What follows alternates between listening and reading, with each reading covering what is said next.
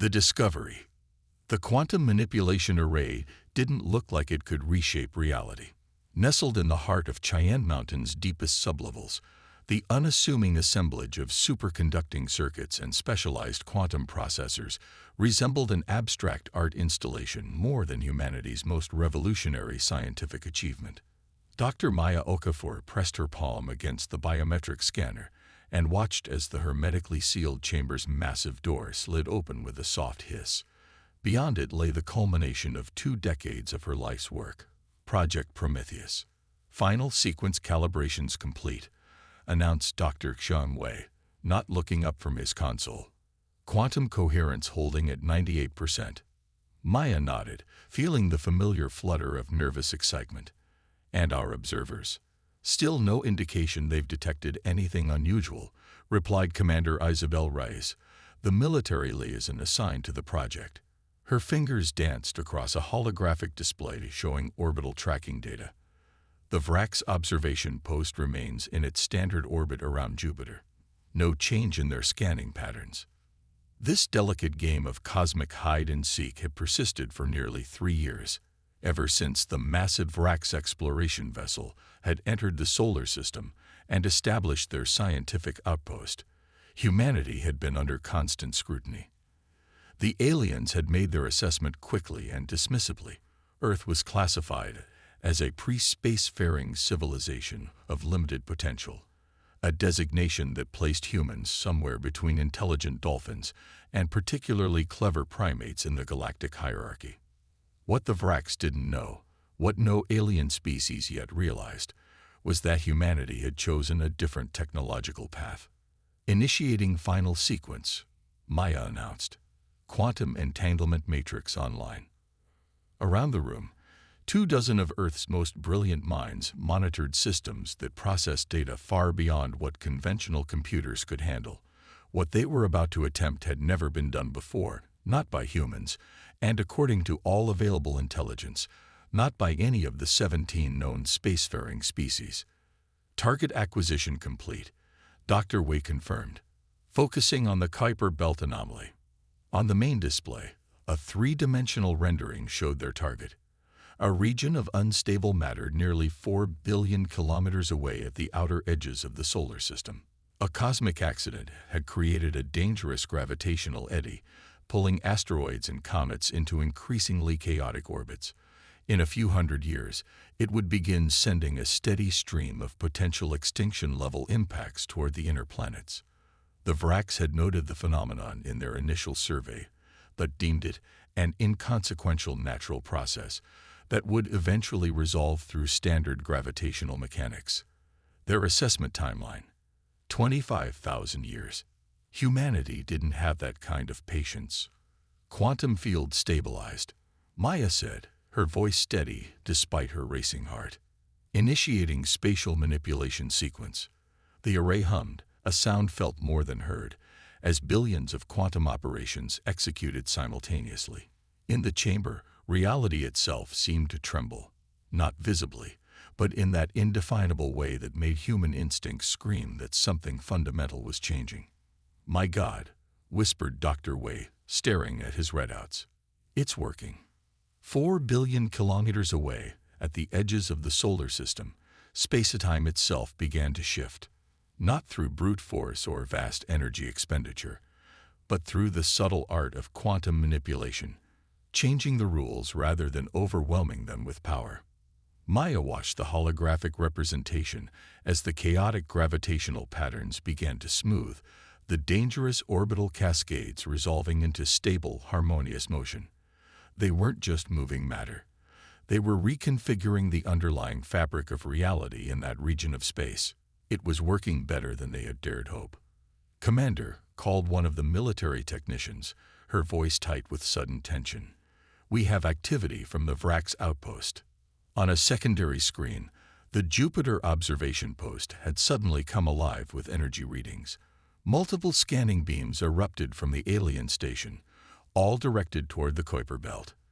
"They've noticed," Commander Reyes said grimly. "Looks like they're deploying observation drones." Maya nodded, unsurprised. "Let them watch. We're past the point of hiding now." The work continued for 18 hours, the team rotating in shifts as the quantum manipulation progressed. With each passing hour, the gravitational anomaly diminished, its chaotic energy redirected and repurposed into stable orbital patterns. What should have taken millennia to resolve naturally was being restructured in less than a day. By the time Maya stumbled exhausted from the facility into the cold Colorado morning, everything had changed. The first messages from the Vracs had already arrived. Terse demands for explanation, poorly concealed beneath diplomatic language. 3 days later, she found herself standing before the United Earth Council, explaining what had happened and what would likely come next. The Vracs have been joined by representatives from 3 other species, Maya explained, facing the assembled global leadership. Their diplomatic language is strained, but the message is clear. They're disturbed by what they witnessed. Disturbed or threatened? Asked Chairwoman Elena Rodriguez. Both, Maya replied honestly. What we accomplished violates their understanding of technological development paths. According to their models, no species should be capable of quantum-scale spatial engineering without first mastering interstellar travel, antimatter production, and a dozen other technological benchmarks they consider prerequisites. Yet here we are, said the EU representative, manipulating space itself while barely having set foot on Mars. Precisely. Maya brought up a series of images showing the alien vessels now gathering in the outer solar system. Humanity chose a different path. While they focused on traversing space, we focused on understanding its fundamental nature. How dangerous do you assess the situation? Asked the Chinese premier. Commander Reyes stepped forward. Intelligence suggests they're in disarray. The Vracs in particular seem unable to reconcile what they observed with their previous assessment of our capabilities. They've upgraded our classification twice in the past 48 hours. And the others? Pressed Chairwoman Rodriguez. The Mork seemed cautiously intrigued. The El Shana are calling for further observation before any action. The Trill. Reyes hesitated. The Trill representative has suggested a containment protocol might be appropriate. A tense silence fell over the chamber. Dr. Okafor, said Rodriguez finally, you've studied their technology, their culture. What do you recommend? Maya took a deep breath. We show them everything. Murmurs of surprise rippled through the chamber. Hiding our capabilities is no longer possible, Maya continued. They know we can manipulate space-time at quantum levels. What they don't yet understand is why we developed this technology, or what we intend to do with it. And what exactly do we intend? Asked the Russian Federation representative. Maya gestured, and the display changed to show a series of stellar phenomena. Dying stars, unstable planetary systems, dangerous radiation zones that made vast regions of the galaxy uninhabitable. We show them that we didn't develop this technology for conquest or dominance, she said quietly. We developed it to heal. 3 days later, the first alien delegation in human history landed at the newly constructed diplomatic reception facility outside Geneva. The Vracs ambassador, a towering bipedal being with iridescent scales and 4 arms, led the procession, followed by representatives from 7 other species, more than had initially been detected observing the solar system. Word had spread quickly. Maya stood alongside Chairwoman Rodriguez and the other human representatives, watching as the aliens approached. Despite extensive briefings, nothing had prepared her for the reality of standing before beings evolved on worlds circling distant stars. The Vracs ambassador's translator device clicked and hummed before producing perfect, accentless English. We have come to witness what should not be possible. Rodriguez stepped forward, her expression composed despite the historic gravity of the moment. We welcome you to Earth, Ambassador Kazarn, and assure you that what you witnessed is merely the beginning of what we hope to achieve. The Vrax's upper limbs twitched in what the briefings had identified as a gesture of agitation. Your species has bypassed established technological development sequences. This creates concerns. We understand those concerns, Maya said, drawing the alien's compound eyes toward her. which is why we've prepared a complete demonstration of our quantum manipulation technology and its intended applications. Applications: hissed a smaller reptilian alien, the Trill representative. Such technology has only two applications: weapon or tool of dominance. Maya smiled. I believe we're about to fundamentally change your perspective. The demonstration took place the following day. The alien delegation was transported to the secondary quantum manipulation array, built specifically for this purpose at the former CERN facility. Unlike the military-controlled Cheyenne Mountain complex, this array had been designed with transparency in mind, every component visible through specialized observation chambers. What you are about to witness, Maya explained to the assembled aliens, is a capability we call quantum restructuring. Using targeted manipulation of quantum fields, we can influence the fundamental forces binding matter and energy. To what end? Demanded Kazarn. In answer, Maya activated the main display, showing a region of space near Alpha Centauri. This stellar nursery contains 17 protoplanetary systems, but gravitational interactions have destabilized their formation processes. According to standard astrophysics, 12 of these potential worlds will be ejected from their orbits before they can fully form. The Elshana representative, a being composed of what appeared to be luminous gas contained within a semi-transparent exoskeleton, drifted forward. This is a natural process. Stellar evolution includes failures. But it doesn't have to, Maya replied, signaling her team. The array activated, its quantum processes extending across light years through carefully maintained entanglement pathways established by undetectable probes sent years earlier. On the display, the chaotic dance of protoplanetary bodies began to shift, their trajectories smoothing as fundamental forces were subtly adjusted. Impossible, exclaimed the Mork representative, their gelatinous form pulsating with agitation. Merely improbable, corrected Maya. We're not forcing change through brute application of energy. We're adjusting the underlying quantum fields to favor stable configurations. The system does the rest itself, following the path of least resistance that we've created.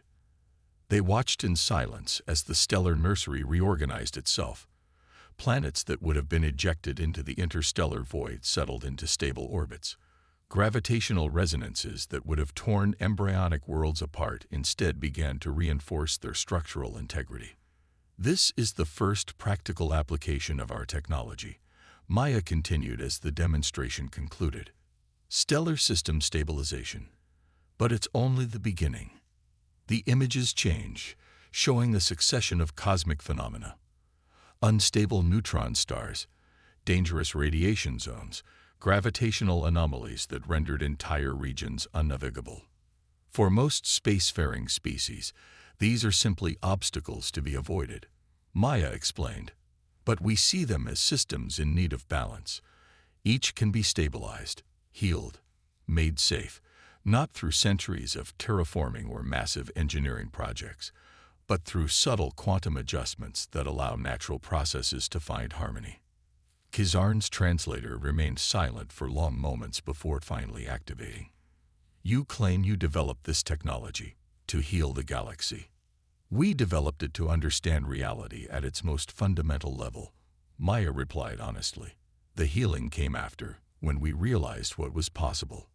The Trill representative hissed again, but this time the sound carried a different tone. Your species has barely left its planet. You've suffered through wars, environmental disasters, and near-extinction events.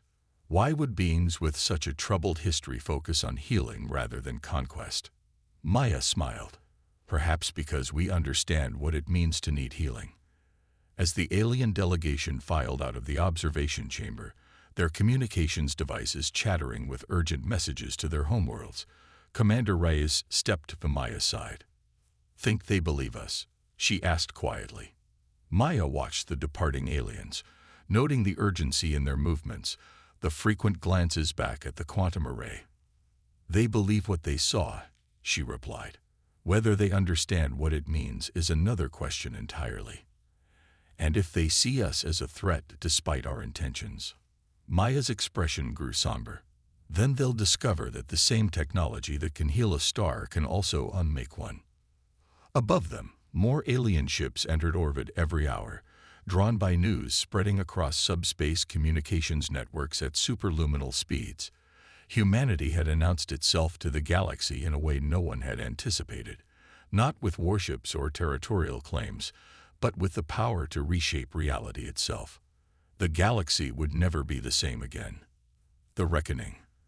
The Grand Conclave of the Galactic Assembly had not been convened in over 3 centuries. Yet now, in the massive crystalline chamber orbiting the neutral world of Terminus Prime, representatives from 217 spacefaring civilizations gathered in barely contained anxiety.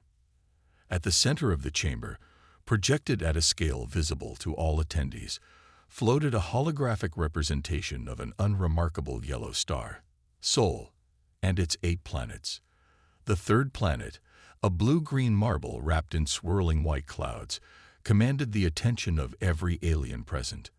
Earth, home to the species that had just upended the galactic order. Maya Okafor stood alongside the small human delegation, trying not to appear overwhelmed by the sheer alienness surrounding her. Beings of all descriptions filled the tiered observation rings, crystalline entities that communicated through light patterns, massive amorphous creatures housed in specialized atmospheric chambers, hive minds represented by clusters of interconnected drones. The diversity was breathtaking, even to someone who had prepared for this moment for years. The conclave recognizes the representative of the Vrax Dominion, announced the Arbiter, a member of the ancient myth species who had long ago transcended physical form, existing now as pure energy contained within an ornate metallic shell. Ambassador Kizarn rose from the Vrax delegation's position near the front of the chamber. Esteemed members of the assembly, the translator rendered his complex series of clicks and whistles. We gather today to address what may be the most significant threat to galactic stability since the Hive Wars. Murmurs rippled through the chamber, both audible and transmitted through the neural network connecting those species who communicated through means other than sound. The human species, Kizarn continued, his upper limbs gesturing toward the Earth delegation, has demonstrated capabilities that violate the natural order of technological progression. Without achieving routine interstellar travel, without establishing colonies beyond their homeworld, they have somehow developed the ability to manipulate quantum fields across vast distances, allowing them to restructure reality itself. The chamber erupted in a cacophony of reactions. Maya watched as species she couldn't even identify communicated their alarm through a bewildering array of signals. Flashing bioluminescence, electromagnetic pulses, pheromone releases detected by specialized sensors. The Arbiter's shell pulsed with light, restoring order. The conclave recognizes the representative of the Elshana collective. The luminous gaseous being Maya had met during the Geneva demonstration floated forward in its containment field. Our preliminary analysis confirms the Vrax observations, it stated, its translator rendering its light-based communication into speech. The humans have demonstrated the ability to stabilize a protoplanetary system in the Alpha Centauri region through targeted quantum manipulation. Further observation suggests they are now applying similar techniques to 3 additional stellar systems. For what purpose? Demanded a massive, insectoid being from the upper tiers. What could such a primitive species possibly gain from stabilizing distant star systems they cannot even reach? Perhaps, suggested another representative, this one a sinuous aquatic creature suspended in a hovering water tank. It is merely a demonstration of capability, a warning to potential adversaries. Kizarn's scales rippled in agreement. Precisely. This technology represents an existential threat to established galactic order. With their demonstrated abilities, humans could theoretically destabilize inhabited systems, trigger supernova, or collapse spacetime itself. We must implement containment protocols immediately. The word containment sent a chill through Maya. She had studied enough of the Assembly's history to know what that euphemism entailed: planetary quarantine at best, preemptive military action at worst. Chairwoman Rodriguez rose, her calm demeanor belying the tension Maya could see in her eyes. The conclave recognizes the representative of Earth.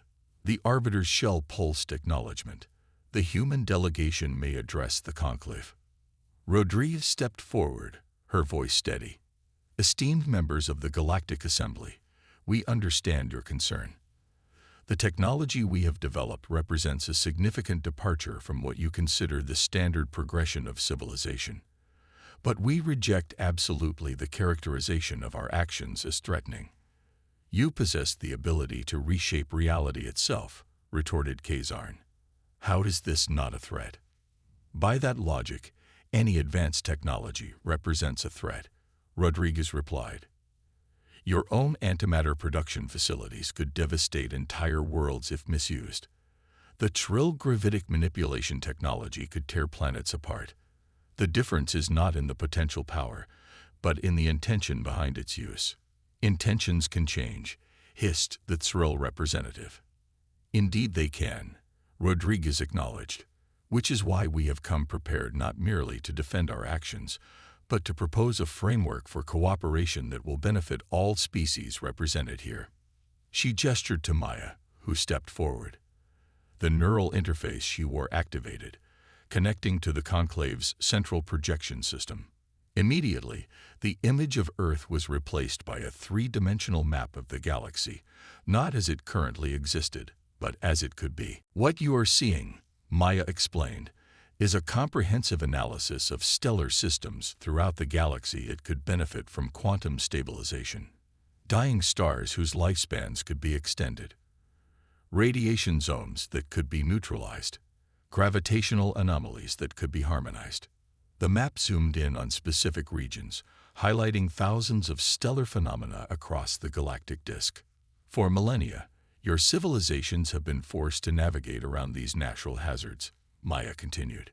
You've abandoned potentially habitable worlds because of unstable stars. You've plotted interstellar routes that add years to journeys to avoid radiation zones. You've watched habitable planets torn apart by gravitational forces you could not counter. She paused, letting the implications sink in. We offer an alternative approach. The map shifted again, showing a simulation of gradual transformation. Hazardous regions becoming stable, uninhabitable worlds becoming potential homes, navigation barriers dissolving. With targeted application of quantum manipulation technology, we can begin a process of galactic healing, Maya stated.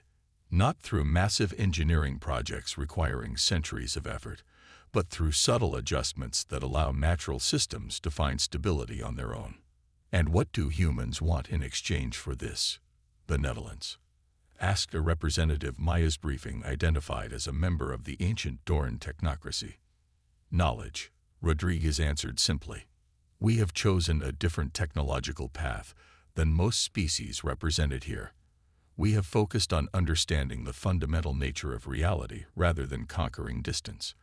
But we recognize there is much we could learn from established spacefaring civilizations. Maya nodded. We propose a simple exchange. Access to your scientific and cultural databases in return for our assistance in stabilizing regions of space that would benefit your civilizations. The chamber erupted again, but this time the reactions seemed mixed. While many representatives still communicated alarm, others showed signs of interest, even cautious curiosity. The arbiter's shell pulsed for order once more. The conclave recognizes the representative of the Mork harmony. The gelatinous being Maya had met in Geneva pulsed forward. If the humans speak truthfully, their technology represents not a threat but an opportunity. Our own civilization has spent millennia trying to stabilize the Hectoran Nebula to access the resource-rich worlds within. If they can achieve this, that assumes their intentions remain benevolent, interrupted Kazarn. What assurances do we have that this technology won't be weaponized once humans have gained the knowledge they seek? Rodriguez smiled diplomatically. The same assurances you offer each other, Ambassador. Mutual benefit and the understanding that cooperation serves all our interests better than conflict. There is another consideration, Maya added. While our demonstration involved distant stellar manipulation, We have not revealed the full capabilities of our technology. A tense silence fell over the chamber. The truth is, Maya continued, quantum manipulation works most effectively on systems we can directly observe. The further the target, the more energy and precision required. But within our own solar system. She nodded to her assistant, who transmitted new data to the projection system. The image changed to show a barren, dusty world, Mars, and then began to transform. Before the astonished assembly, the simulation showed the rapid progression of a terraforming process unlike anything they had ever witnessed. By applying quantum stabilization techniques to atmospheric particles, we can trigger self-sustaining chain reactions that rebuild planetary environments, Maya explained.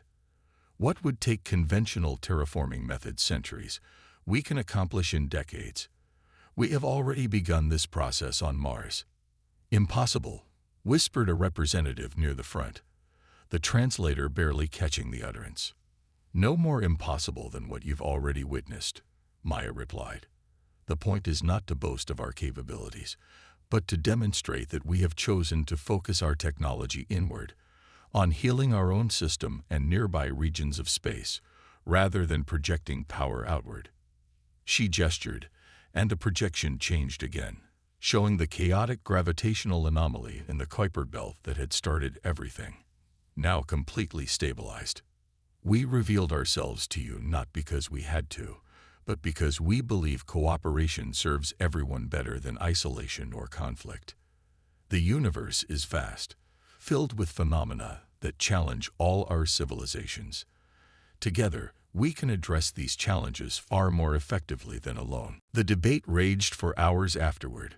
Maya and Rodriguez took turns addressing concerns, answering questions, clarifying capabilities and limitations. Throughout it all, Maya noticed a gradual shift in the chamber's mood, from fear and hostility toward cautious interest. When the arbiter finally called for an initial vote on establishing formal diplomatic relations with Earth, the result surprised even the human delegation. 178 civilizations voted in favor, with only 39 opposed. A promising beginning, Rodriguez whispered to Maya, as the session adjourned for the required deliberation period. Maya nodded, but her attention was drawn to Ambassador Kazarn, who was engaged in intense discussion with the representatives of several militaristic species. The Vraks clearly remained unconvinced. "Not everyone is ready to accept us," she murmured. "Not everyone needs to," Rodriguez replied. "We just need enough allies to ensure the others think twice before taking hostile action."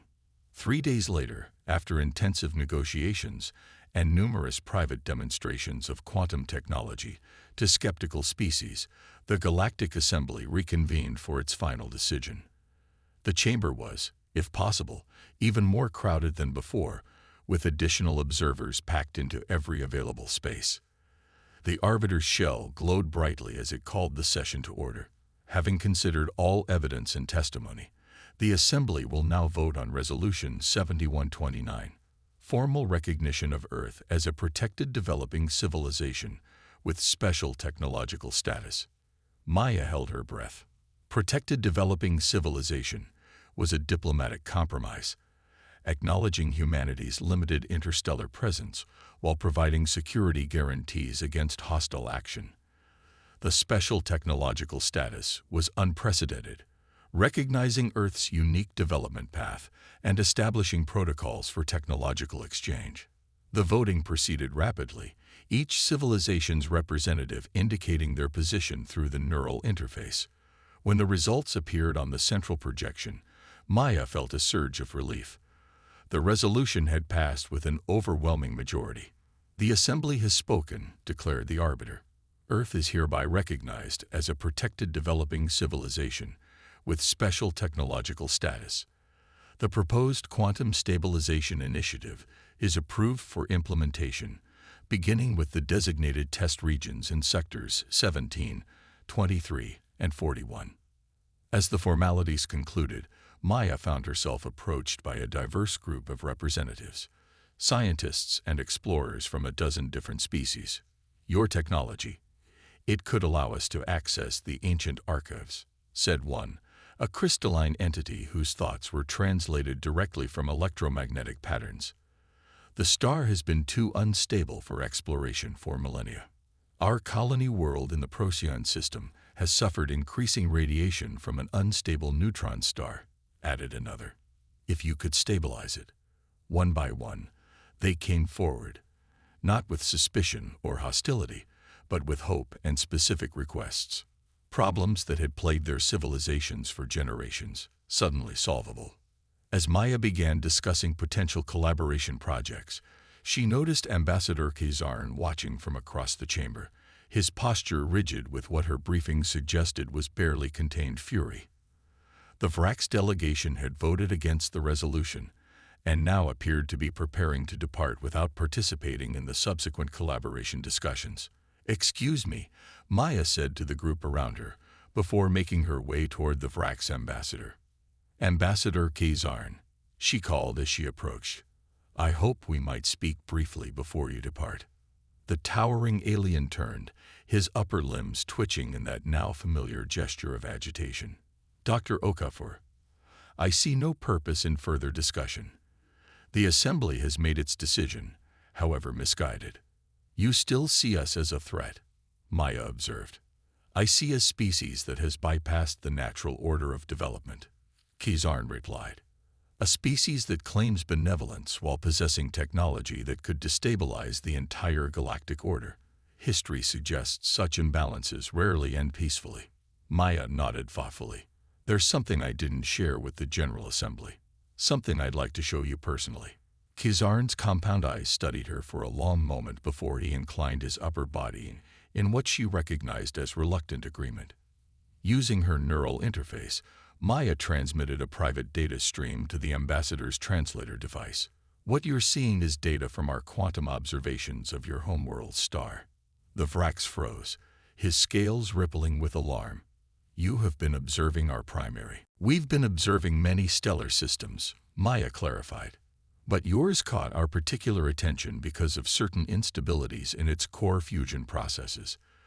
The data showed complex patterns of energy fluctuations deep within the Vrax star, patterns that would mean nothing to most observers, but which Maya knew Kazarn, with his species' advanced astrophysics knowledge, would recognize immediately.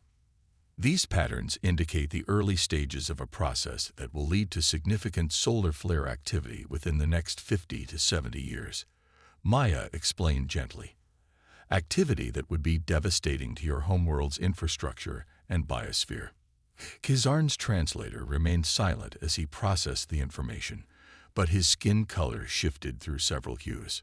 "Your scientists would have detected this eventually," Maya continued. "But our quantum observation techniques allow us to see deeper into stellar cores, to identify problems long before they manifest visibly. And you show me this. Why?" Kazarn finally asked, his translator rendering his voice unusually subdued. "Because despite your objections, despite your suspicion, we would still offer to help stabilize your star," Maya replied simply.